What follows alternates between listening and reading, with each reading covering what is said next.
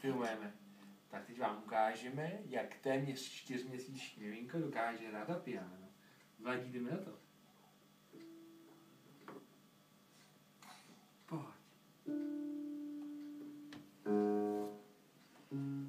To je. To baví to. Teda Vladí, ty jsi šikovný.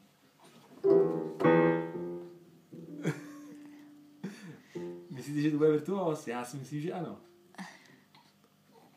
Trošku to máme oslintaný ty klávesnice, ale to vůbec nevadí. To slintáme. Myslím totiž. Můžeme trochu, Vladíčko.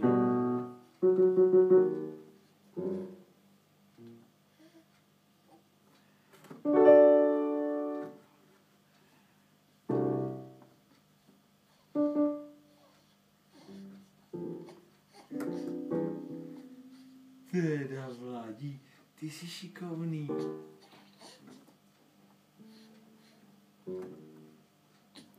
Tak.